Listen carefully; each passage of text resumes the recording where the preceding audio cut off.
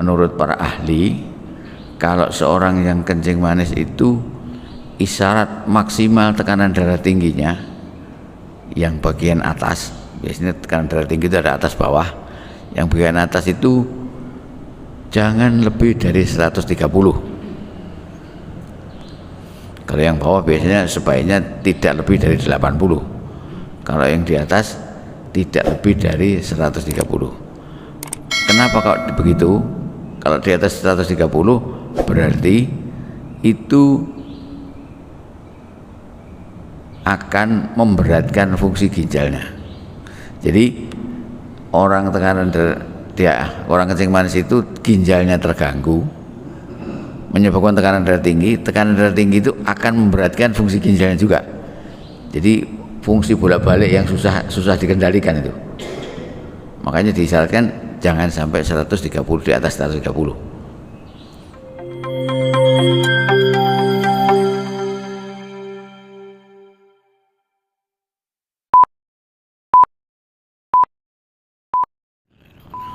Assalamualaikum warahmatullahi wabarakatuh.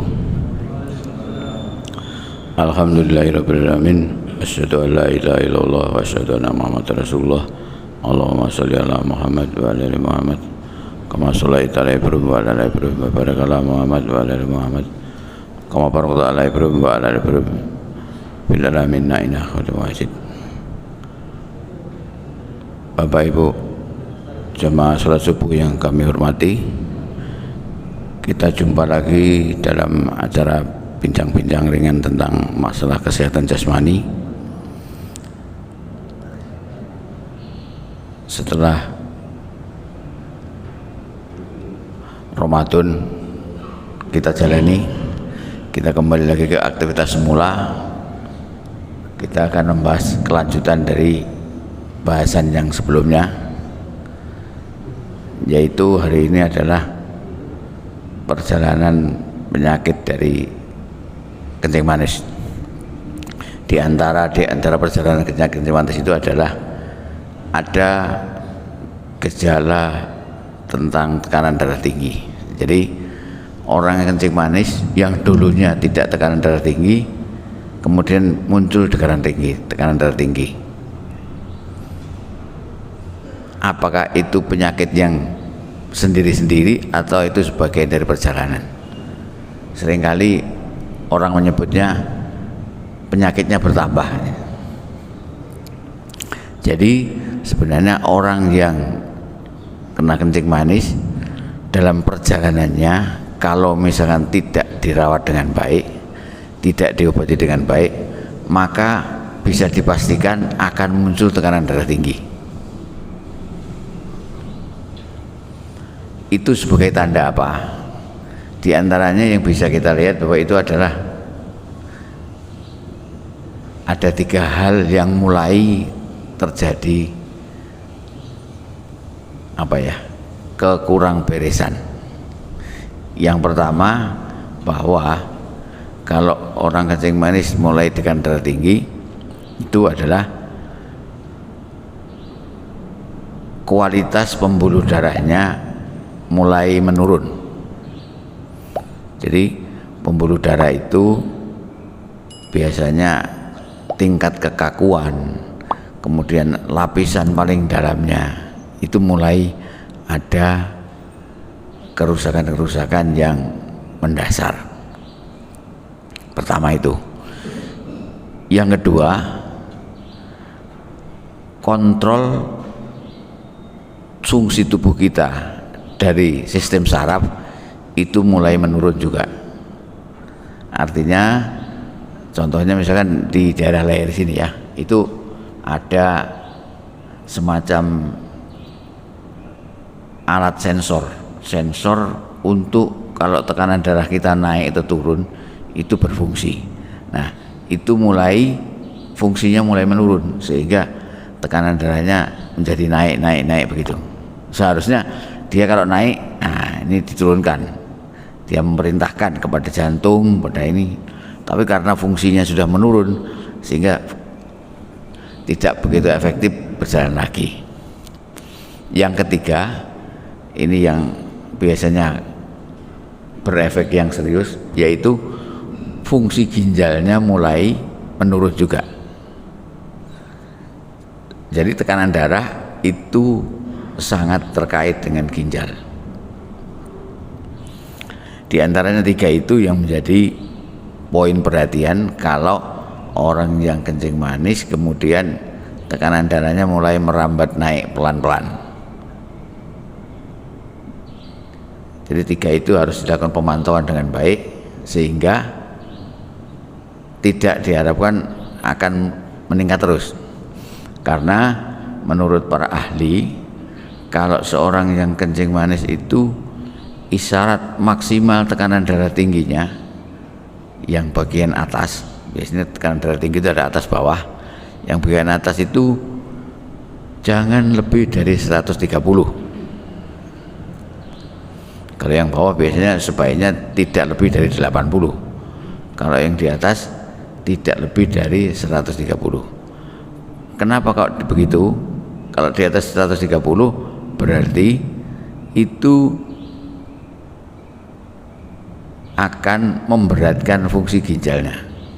Jadi orang kencing manis itu ginjalnya terganggu, menyebabkan tekanan darah tinggi. Tekanan darah tinggi itu akan memberatkan fungsi ginjalnya juga. Jadi fungsi bolak-balik yang susah dikendalikan itu. Makanya disyaratkan jangan sampai 130, di atas 130. Kencing manis menyebabkan tekanan darah tinggi menekan fungsi ginjal. Nah, jadi lingkaran yang tidak terputus jadinya. Nah, oleh karena itu harus diupayakan bagaimana segera dilakukan pengendalian dengan baik. Artinya tekanan darah tingginya harus diobati. Nah, celakanya biasanya kalau ini pada umumnya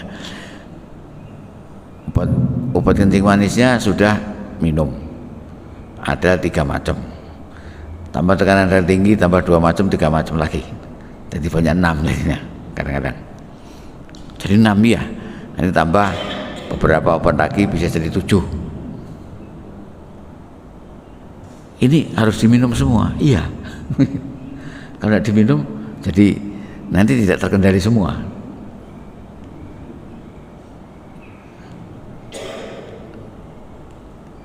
Itulah yang menjadi masalah seringkali. Nah, masalah-masalah yang sering muncul itu terkait dengan ginjal tadi. Jadi kalau tekanan darah tinggi, ginjalnya itu fungsinya sudah mulai menurun biasanya. Nah, itu akibat-akibat yang lebih serius. Kalau terus menurun, nah, harus dipantau terus sampai berapa persen fungsi ginjalnya. Pada tahap tertentu, nah fungsi ginjal kalau sudah memang benar tidak bisa melakukan tugasnya dengan baik, ginjal itu, ya nanti ginjalnya diganti dengan mesin. Artinya dia harus melakukan cuci darah.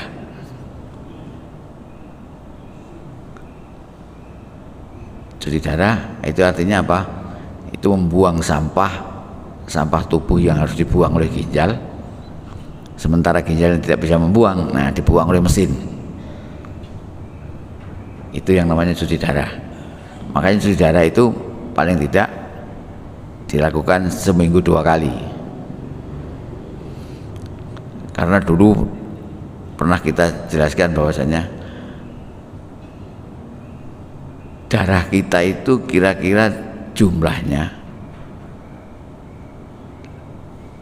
antara 5 sampai 7 liter darah manusia ya. Nah, darah yang beredar di ginjal itu dalam sehari semalam kira-kira 180 sampai 200 liter. Berarti darah kita itu dicuci dalam sehari semalam sekian kali. 180 atau 200 dibagi 5. Ada 40 kali dicuci kira-kira. dalam sehari semalam. Nah, kalau alat cucinya, ginjalnya itu tidak berfungsi, betapa kita membayangkan. Biasanya sehari semalam dicuci 40 kali, kemudian cuciannya tidak bisa dilakukan. Berapa sampah yang akan tinggal di tubuh kita yang seharusnya dibuang?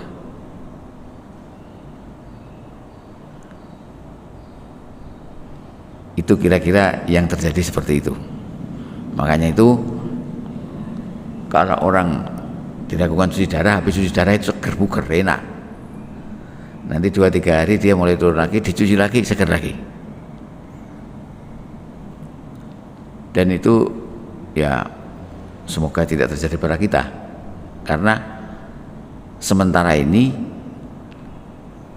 mesin yang menggantikan itu belum bisa dibuat dalam bentuk ginjal. Artinya ginjalnya dibuat seperti mesin itu belum bisa. Jadi tetap mesinnya ada di luar, di rumah sakit tempatnya. Nah, menurut kabar yang ada, tiap-tiap rumah sakit sekarang hampir semuanya mempunyai mesin cuci ginjal itu, mesin cuci darah itu. Apalagi rumah sakit yang besar seperti Dr. Sutomo itu ratusan. Mesin cuci darah itu ratusan jumlahnya. Dan tiap hari itu hampir semuanya digunakan. Berarti orang yang sakit perlu dicuci darah itu berapa orang itu banyak. Jadi seperti di Karangmenjangan, rumah sakit Karangmenjangan itu mesinnya ratusan itu. Satu ruang penuh, satu ruang besar itu isinya mesin cuci ginjal. Dan tiap hari ada pasien yang menggunakan. Nah, karena itulah kira-kira apa yang harus kita kerjakan, bahwa kita diberi kesehatan yang ini luar biasa, apalagi yang tidak perlu kita syukuri dengan itu. Jadi siapapun yang beresiko kencing manis itu mulai sekarang yang berisiko, artinya yang mereka tidak kena kencing manis, tetapi ada resiko kencing manis. Misalkan nomor 1, misalkan orang yang berat badannya berlebihan, itu berisiko, walaupun tidak selalu kena, tapi risikonya lebih daripada orang yang berat badannya normal, misalkan. Kemudian orang yang ada keturunan kencing manis, artinya sebenarnya kencing manis bukan penyakit yang diturunkan, tapi bakat itu diturunkan. Jadi kalau orang tua punya anak, misalkan bapak ada kencing manis, maka kira-kira nanti 30% dari anaknya itu bisa kena, bukan harus kena ya, bisa kena. Kalau seorang ibu ada yang kencing manis, maka 50% anaknya kira-kira bisa kena. Itu namanya risiko. Nah, risiko itu harus dikendalikan. Caranya gimana? Kembali lagi kepada sebagai pengobatan kencing manis. Nomor 1, dia harus mulai mengatur makan. Makan itu diatur, jumlahnya diatur, jadwalnya diatur.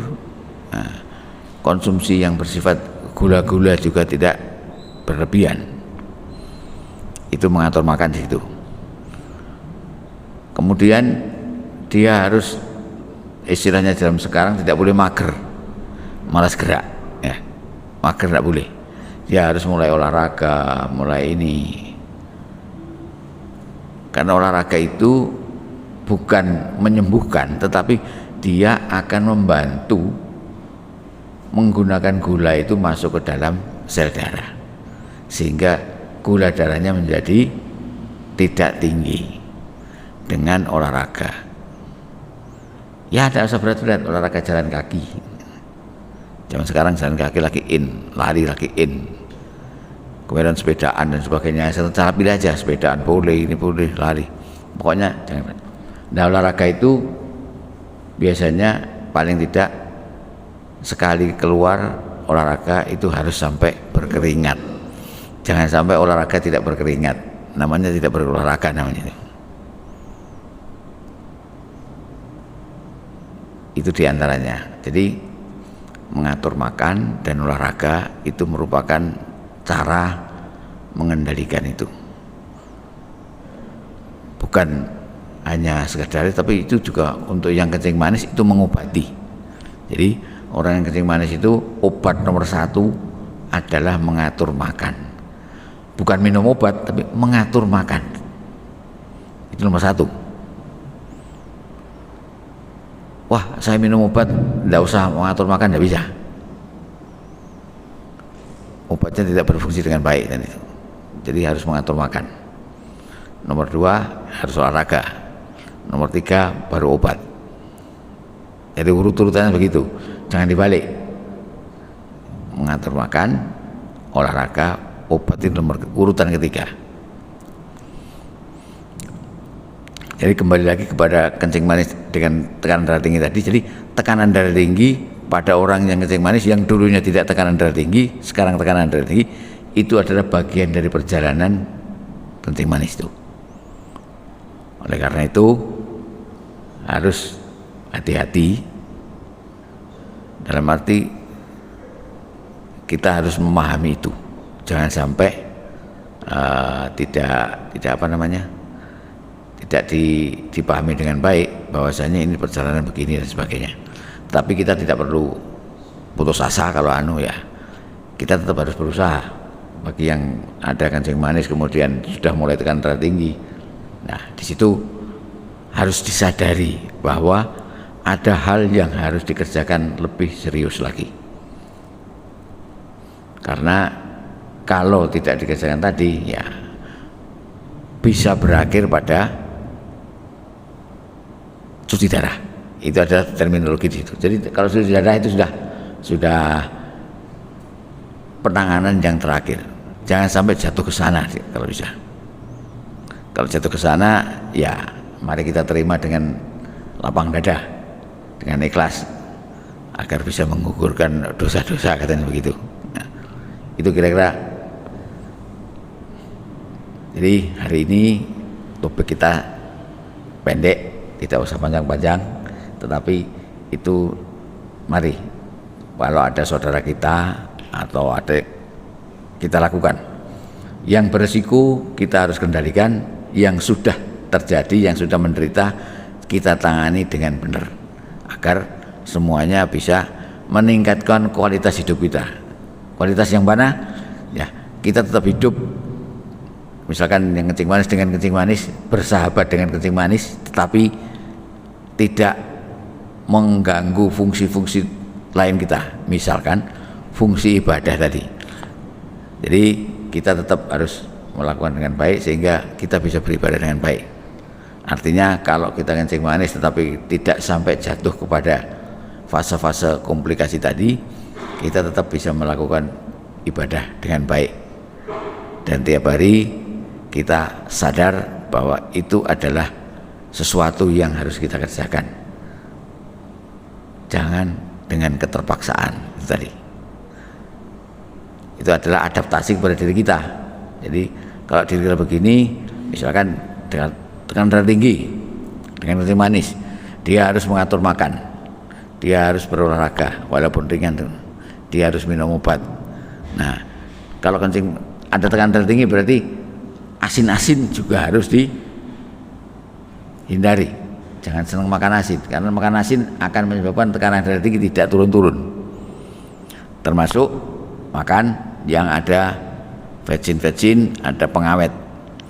Jadi ada beberapa makanan yang mengandung pengawet yang sederhana saja, misalkan minuman banyak yang mengandung pengawet. Nah, kalau pengawetnya ada, itu tidak dianjurkan untuk konsumsi banyak-banyak, bahwa orang sehat pun minum minuman yang banyak pengawetnya, makanan yang banyak pengawetnya, karena pengawet itu akan memberatkan fungsi tubuh kita, terutama ada fungsi dari ginjal tadi.